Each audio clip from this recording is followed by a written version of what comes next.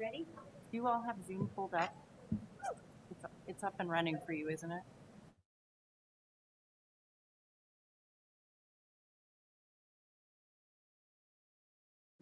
Call the meeting to order. Please stand for the Pledge of Allegiance.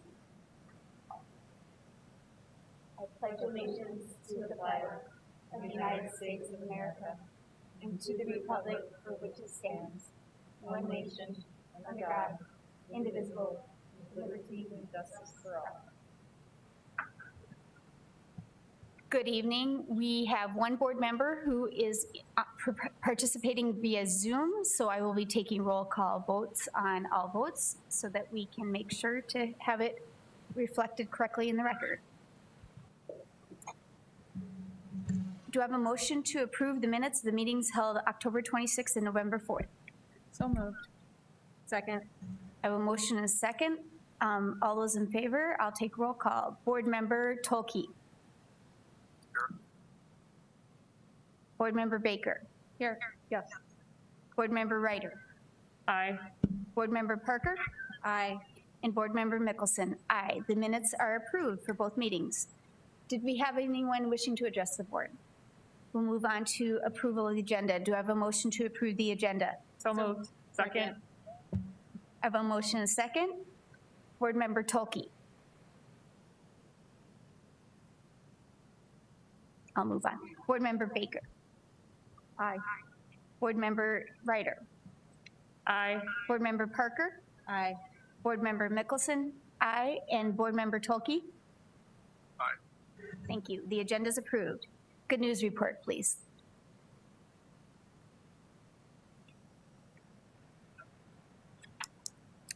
Good evening to you all. It is a short week in the Sioux Falls School District this week, Wednesday. Our students and staff will not be in school and our offices will be closed to observe Veterans Day. 2020 marks the 75th anniversary of the end of World War II, the 70th anniversary of the beginning of the Korean War, and the 30th anniversary of both the end of the Panama Invasion and the beginning of Desert Shield. The freedoms we all enjoy, such as those we are experiencing here tonight, like reciting the Pledge of Allegiance, providing public comment, attending safe and welcoming schools, are all directly tied to the sacrifices made by the brave men and women who have served our country. While the exact number is uncertain, the Sioux Falls School District proudly employs active duty and reserve members of the military. While we couldn't get the exact number, the National Center for Education Statistics says 110,000 of the nation's 5.1 million teachers have served in the military prior to serving in a school. It goes on to say 2.3% of public school teachers are veterans. At the last meeting, we shared with you that the district employs 1,804 teachers, so if we apply the 2.3%, that's about 42 teachers. Many more staff, of course, and other employee groups like education assistants, child nutrition staff, custodians, bus drivers, and even some of our current principals have served in the military and served in an active role. Tonight, we honor those brave men and women. Their character-building courage and commitment are the same traits that we hope to instill in our students in our classrooms. So we salute all military veterans, but especially those who choose to follow up that service to our country by serving the Sioux Falls Public Schools. We encourage students and staff to consider Wednesday more than just a day off. We encourage them to spend time reflecting and thanking a special veteran in their life. Perhaps that veteran or a veteran is standing at the head of their classroom or the lunch line. So just our thanks to the military folks who make up the ranks of the Sioux Falls School District as well. Thank you. Great reminder for our students and family and everybody watching today about Wednesday being Veterans Day and to acknowledge all those people who've made those sacrifices for our country. No new conflicts of interest were presented to the board. We'll move on to approval of the consent agenda, item 8A through E. Do I have a motion to approve the consent agenda? So moved. Second. I have a motion and a second. Board member Tolke. Aye. Board member Baker. Aye. Board member Ryder. Aye. Board member Parker. Aye. And board member Mickelson. Aye. We'll move on to the supplemental consent agenda. Do I have a motion to approve items 9A, 1 through 3 to Sanford Health? So moved. Second. I have a motion and a second. Board Member Tolke? Aye. Board Member Baker? Aye. Board Member Parker? Aye. Board Member Ryder? Same. Board Member Mickelson abstain. That passes with 3 aye votes and 2 abstentions from Board Member Ryder and Board Member Mickelson. On to reports of the superintendent. Good evening. Tonight I bring you the ACT, SAT, and the NCRC report for the Sioux Falls School District. That report follows the District Priority Area 1, providing a rigorous and effective engaging curriculum and instruction for all students, looking to close the achievement gap and find pathways for students. Our ACT, SAT, and NCRC report data represents the students of the graduating class of 2020 from the Sioux Falls School District. Any student that is a sophomore, junior, or senior can take one of those respective tests anytime within their time in high school, and often they take them more than once, so they get that best score that helps get them into the next post-secondary institution of their choice. So the class of 2020 saw a decrease in the number of the students who took or participated in the ACT assessment prior to graduation, and this participation rate decreased 8.2% to 59.3%. And there were some rescheduling things of the ACT for that graduating class, but most of those students would have taken that test prior to that. So we recognize that there are many universities across the state that have other admission policies. So by submitting their Smarter Balance scores, they can get in. And so looking at that, in the last 5 years, a substantial number of schools have joined in on that, including the South Dakota Public Universities. However, of the 49% of the 2020 graduates who took it nationally, took that ACT, that participation rate continued to decrease, and that's that national level. But if we look at our students, the Sioux Falls school students, we have a 48.1%. So that increase of those students scoring a 24 or higher is higher than our 18-19 graduating class. So that those that did take it did score higher than the previous year.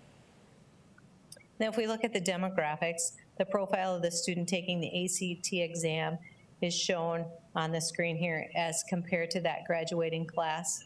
And so when we look at that, we can see that there was a decrease in all graduates taking that ACT. We'll move into the subsets of those scores for those within that ACT, and the English subset score decreased from 22.1 to 21.8. The achievement places them above the state and national average and well above the benchmark score for the college readiness of 18 in this area. This is the lowest sub-score for the Sioux Falls School District, and it has been decreasing slightly over the past 3 years.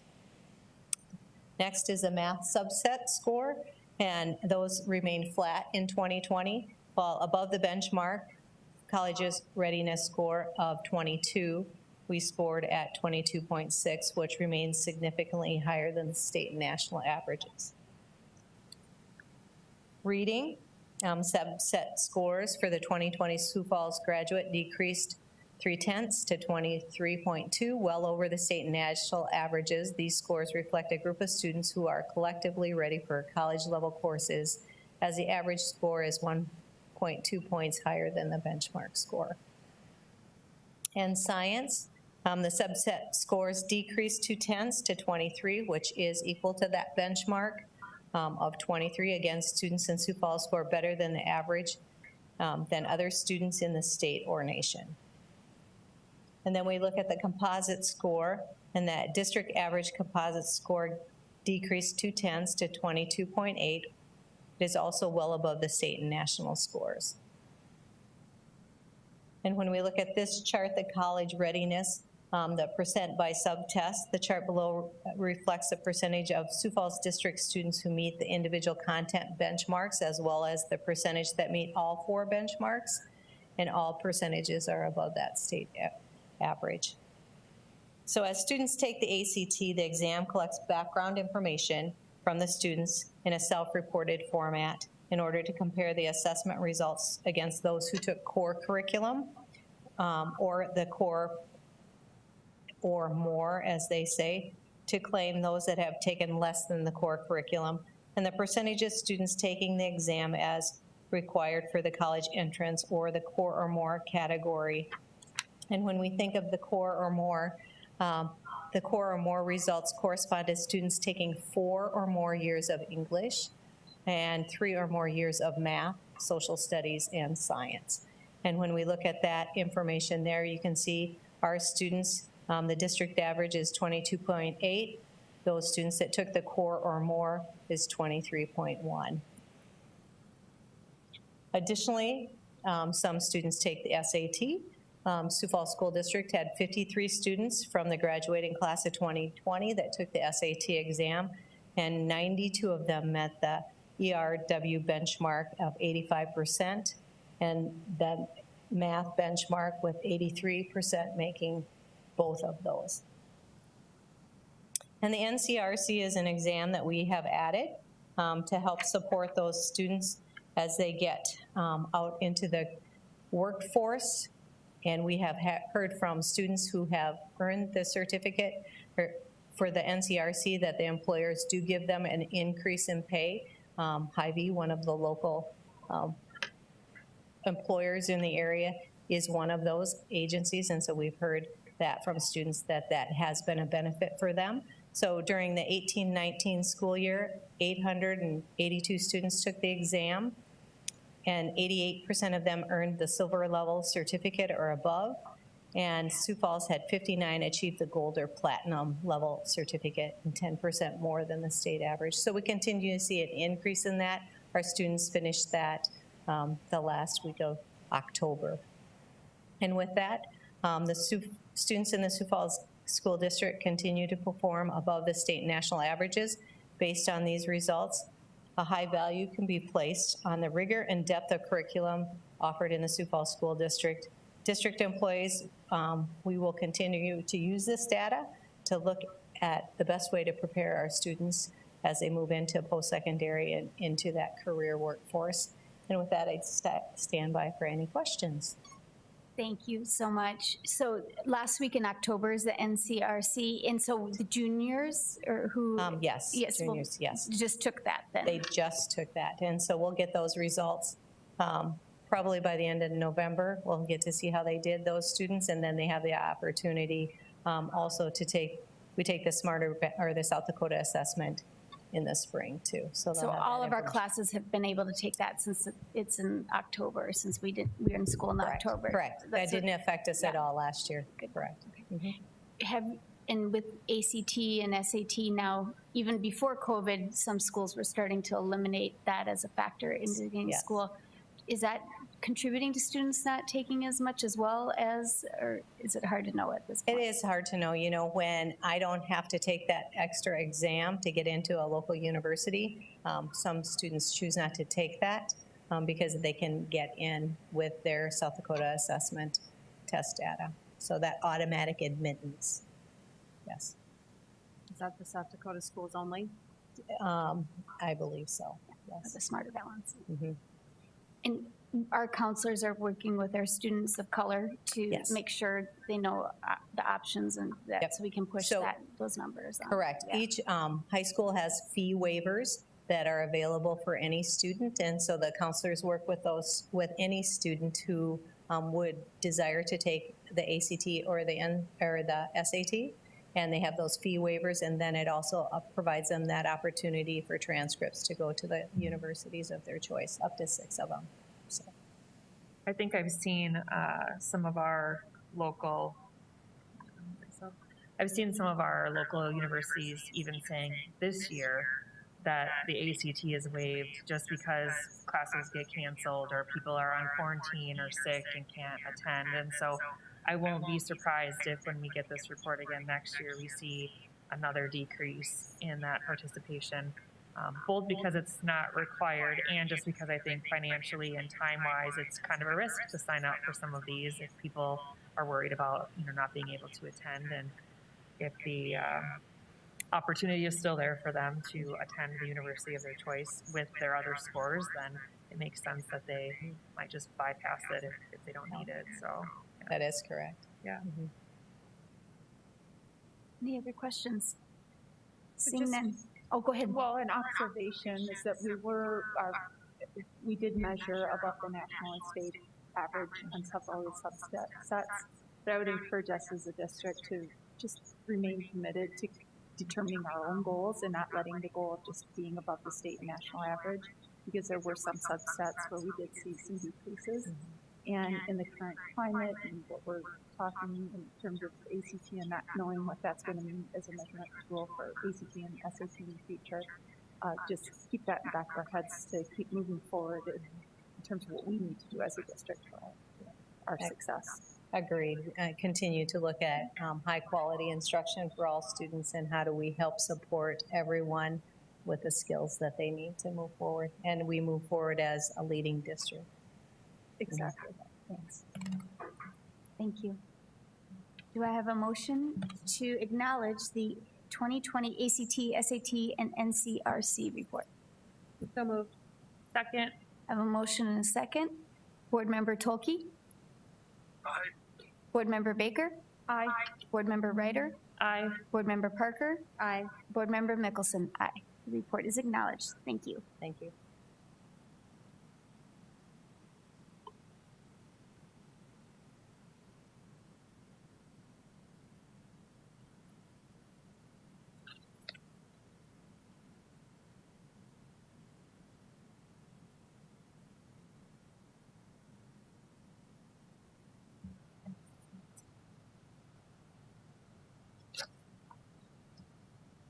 We're ready for you, Tyler. Oh, I didn't know if he was, I was just opening everything on my computer, so. Oh. I'm sorry. You go Oh. ahead. I just am used to you going, so. Sorry. Yeah, thank you. Tonight, we're going to kick off the FY22 budget with the timeline and guidelines for approval tonight. So some of our key dates, last week, we met with the two members of the board that are on the budget committee, President Mickelson and Member Baker, and went through these, to develop these for the consideration of the full board tonight. Also, other key dates then are a month from then, or the 4th of December, we'll have the enrollment projections finalized. We're pretty close to that right now, but we'll have them finalized for the folks who prepare those budgets that are based on the number of students.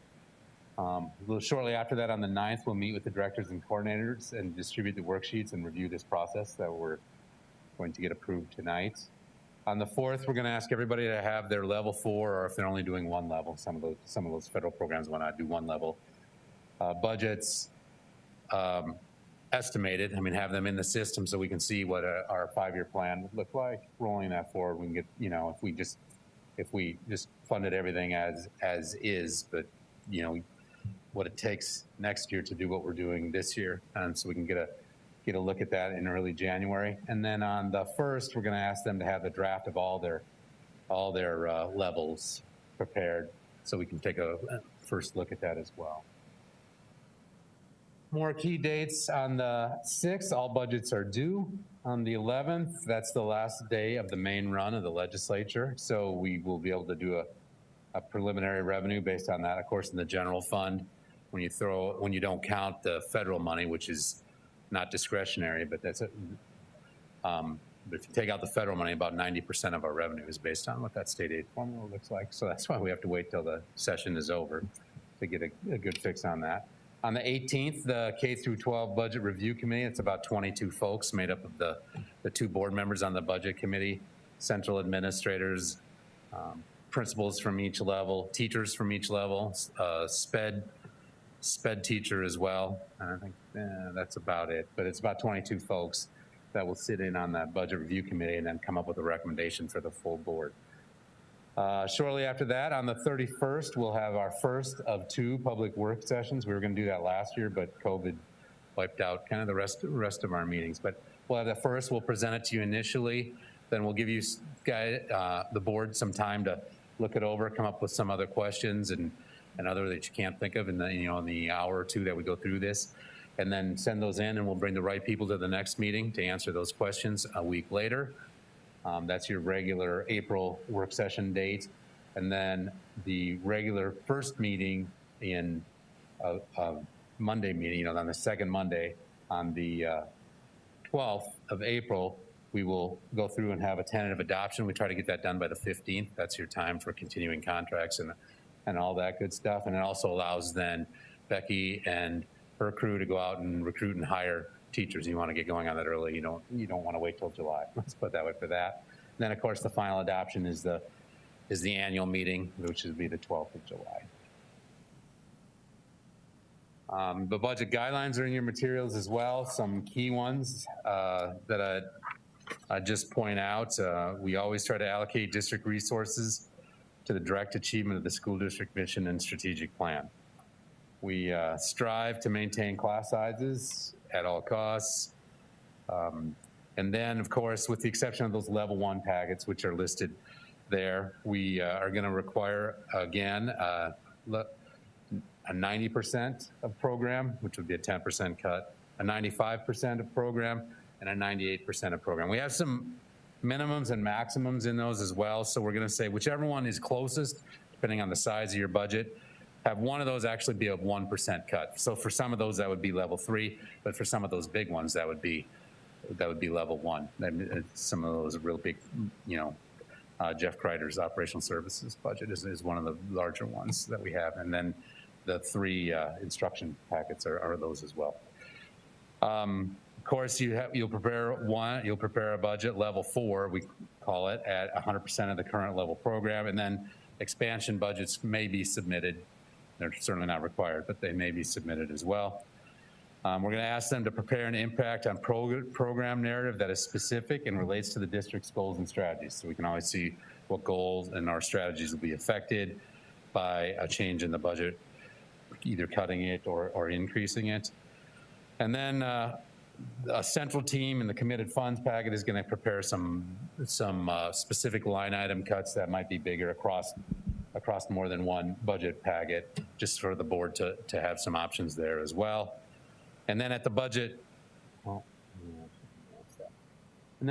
review committee level, that's that group that's going to meet in the middle of March, recommend funding priorities that support the district's strategic plan. Then we're going to draw that line of where we think the revenue is going to come in and how much fund balance we're willing to dip into in line with the 5-year plan. And then anything within 500,000 either side of that line, we'll go through it in great detail and get those prioritized. So if you move that line up or down, those items will have been carefully considered that are close to it. And then kind of hinted at that, but the last one is we'll prepare revenue deficit options to align with the 5-year plan. If we're not coming in the way we think we are, that's the way we thought we were last year when we passed the budget, we'll come up with some options to try to fix that as well. So that is, in a nutshell, I guess, the timeline and guidelines. We would ask that you approve the FY22 budget guidelines and timelines as presented, and I'd stand by for questions. Thank you, Todd. And will those guidelines be on the finance page on the district website, or some easy for? Yeah, we can get them out there on the budget page. That would be awesome, so people can kind of just look at those and at the timeline too. As you can see, this is an extensive process. I believe we've been told correctly from the governor's office, approximately 1.5%. Yeah, that's the hope, is that's what the inflation factor was, or the index factor, so that there's optimism that we will receive that. Yes. Let's see. Any other questions for Todd? No, I just want to speak to Todd in the process. He really has put together a robust process, and I think there's 3 primary reasons why it's robust. The first one is that there's several points of contact where people can give voice to what the budget ultimately looks like. Number two, the key guidelines connect really the budget with the strategic planning of the district. And the third, at the end of the day, it's student focused. It really looks at the best interest of the student's educational experience, and there's a lot of thought put into it, so thanks. Thank you. And we do have about 18 committees that are comprised of about 150 people that actually do the hard work of preparing these, and they spend a lot of time and a lot of work. Thank you. Do you have a motion to approve the FY22 budget timeline and guidelines? So Second. I have a motion and second. Board Member Tolke? Aye. Board Member Baker? Aye. Board Member Ryder? Aye. Board Member Parker? Aye. And Board Member Mickelson, aye. They are approved. Todd, do you have something else? Oh, we're doing policy next, aren't we? Yeah. Are you, Kate or Carly, are you handling? Thank you. Just pull them up here. Mute. Multi-step process. Okay, so we've got 3 policies tonight. These are GBEA, nepotism, GBEAA, employee conflict of interest, and GBH, staff participation in community activities. As part of our process, these just came up for regular review, but no changes were recommended. So I just moved to revise the 3 policies, unless anyone wants to discuss. Second. We have a motion and a second on review and revise of the policies GBEA, GBEAA, and GBH. Board Member Tolke. I'll move on. Board Member Baker. Aye. Board Member Ryder. Aye. Board Member Parker. Aye. Board Member Mickelson. Aye. Board Member Tolke. Aye. Thank you. Those are approved. Thank you.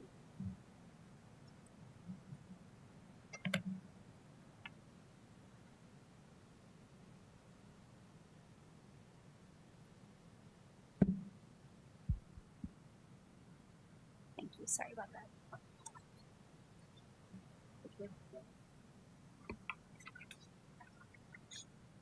Administration was asked to prepare a resolution for additional staff compensation, and you have that before you right now. I think it speaks for itself. I would just ask that whoever makes the motion reads the resolution, and I can be around for questions if there are any.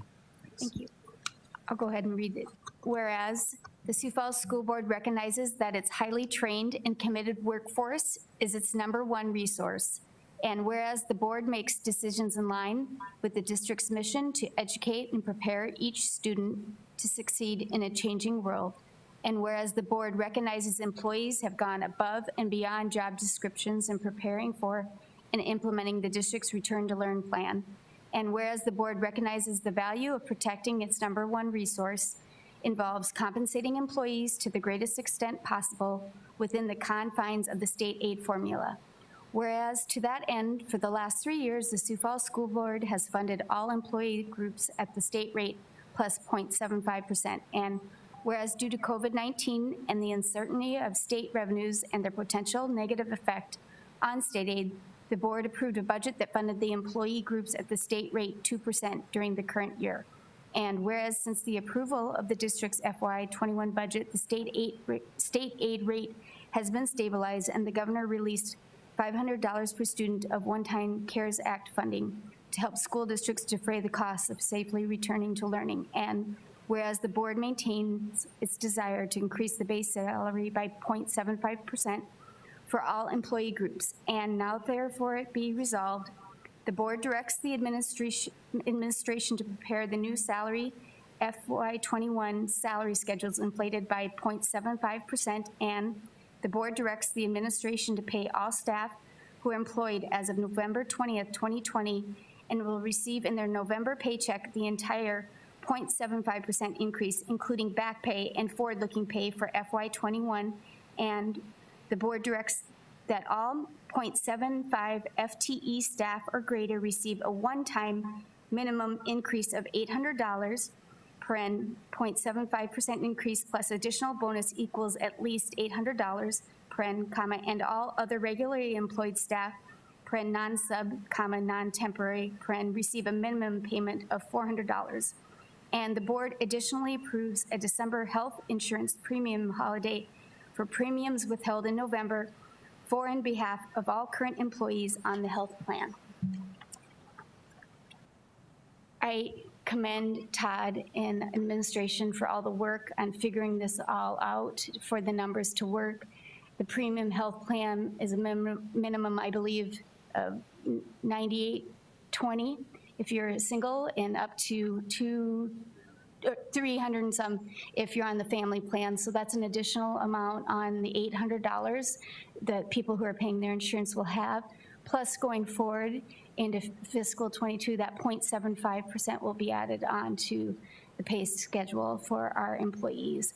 I think this is a fabulous plan because it not only gives the stipend across the board for everyone, plus moves the schedule forward, plus gives a premium holiday to help with bills coming up here in the December month. So thank you very much. Any other comments? And do I have a second? I should say. Second. Thank you. Any other comments? I would just agree. We haven't been in schools because we're limiting the people who are in our schools, but we all have, our students have teachers, and we have friends who are teachers, neighbors, people that we see frequently, and not just teachers, but our custodians and our EAs and our cafeteria workers. And everybody really has gone above and beyond and are really working hard to keep our kids healthy, to keep our kids in school, and to keep our kids learning. And so I'm grateful that we are able to show a bit of our appreciation for that. I don't know that any amount of money is ever going to be able to show how much we really appreciate, but anything that we are able to give, I think, is certainly a gesture of thanks and appreciation for the work that they've done so far, and hopefully we can continue to do as we push through every week of this school year and doing everything we can to keep our kids in school. Any other comments or questions? Seeing none? I was Oh, yeah. sorry. I was just going to echo everything that you guys have said. But I want to just say myself, just thank you to, well, first of all, to Todd and the administration again for figuring this out, but also to all of our teachers and staff that are just working tirelessly every day to educate our kids, whether it's online or in the classroom. I know it hasn't been an easy few months, but we're doing a great job, and I think we just want to commend everybody. So, yeah, thank you. Yeah, we all hear you, we see you, we read your emails. We know the stress you all are undergoing, and we want to recognize that and know that we're here for you. So thank you very much. I will now take roll call vote. Board Member Tolke. Abstain. He has a wife that is an employee, so he's not in favor of this. Just I want to make sure the public knows that. Board Member Baker. Aye. Board Member Ryder. Aye. Board Member Parker. Aye. Board Member Mickelson. Aye. It passes four votes yes and one abstention from Board Member Tolke. Anything else for the good of the board? Seeing none, do I have a motion for adjournment? So moved. Second. I have a motion and a second. All those in favor of adjournment, Board Member Tolke. Aye. Board Member Baker. Aye. Board Member Ryder. Aye. Board Member Parker. Aye. And Board Member Mickelson. We are adjourned. Thank you.